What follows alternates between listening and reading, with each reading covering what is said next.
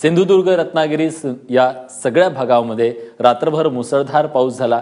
रायगड जिल्ह्यातल्या अनेक भागात पावसाने विश्रांती घेतली, मात्र कर्जत खोपोलीमध्ये पावसाच्या हलकी सरी ज्या आहेत त्या सातत्याने कोसळत आहेत। सिंधुदुर्ग जिल्ह्यातल्या सावंतवाडीतील तळवडे होडावडा पुलावरील पाणी ओसरल्याने मार्गावरील वाहतूक आता सुरळीत चालू असल्याची माहिती मिळते।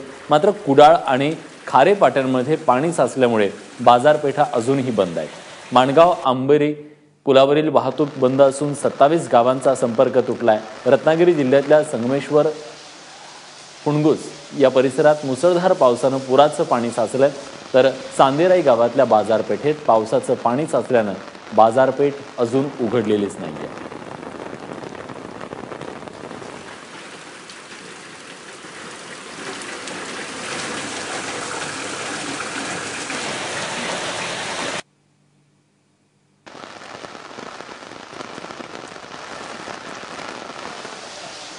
तेव्हा कोकणातल्या या सगळ्या पावसाची माहिती देण्यासाठी आता आपल्यासोबत सचिन देसाई आहेत। सचिन, रत्नागिरीतल्या पावसाची परिस्थिती काय आहे, काय काय नेमकी परिस्थिती आता तिथे पाहायला मिळते?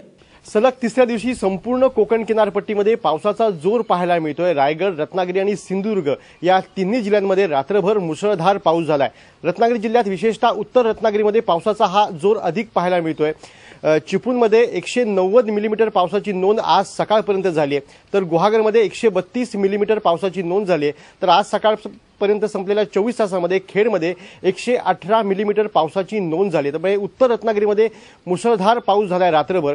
रत्नागिरीमध्ये ही पावसाचा जोर पाहायला मिळाला। रात्री जो पाऊस जोरदार झाला त्यामुळे रत्नागिरीच्या चांदेराईमध्ये रात्री 2 वाजता पुराचं पाणी चढलं होतं, त्यामुळे स्थानिक नागरिक आणि व्यापारी वर्गाची मोठी धावपळ झाली होती।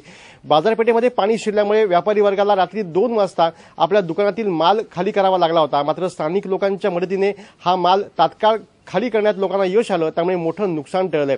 जी स्थिती रत्नागिरी जिल्ह्यामध्ये आहे, सिंधुदुर्ग जिल्ह्यामध्येही तेच चित्र पाहायला मिळतंय। सिंधुदुर्ग जिल्ह्यात ही मुसळधार पाऊस होतोय। दोडामार्गमध्ये गेल्या 24 तासामध्ये आज सकाळपर्यंत 140 मिलीमीटर पावसाची नोंद झाली आहे। सावंतवाडीमध्ये 132 मिलीमीटर पावसाची नोंद झाली आहे, तर कणकवलीमध्ये आज सकाळपर्यंत 118 मिलीमीटर पावसाची नोंद झाली आहे। काही ठिकाणी वादळी वाऱ्यासह पाऊस होतो, यामुळे अनेक ठिकाणी सिंधुदुर्गात झाडं पडल्याची घटना घडली आहे। कुडाळच्या लक्ष्मीवाडीमध्ये असेल, आडेली गावात असेल, वेंगुर्ल्यात 2 ठिकाणी रात्री झाडं पडलीत आणि यामुळे मोठ्या प्रमाणात नुकसान झालंय। आता जी माहिती हातामध्ये येते त्यानुसार कासार्डे आणि नांदगाव या 2 गावांच्या मध्ये जो रस्ता या ठिकाणी झाड पडलंय आणि यामुळे इथली वाहतूक प्रभावित झाली आहे। बांधकाम विभाग आणि स्थानिक महसूल कर्मचारी या ठिकाणी गेलेत, हे झाड हटवण्याचं काम सुरू झालंय। पुढच्या काही वेळामध्ये ही वाहतूक पूर्ववत होईल अशी अपेक्षा आहे। एकूणच संपूर्ण कोकण किनारपट्टीमध्ये सलग तिसऱ्या दिवशी पावसाचा जोर आहे आणि पुढील काही तास हा पाऊस कायम राहील असा अंदाजही हवामान खात्याने व्यक्त केला आहे।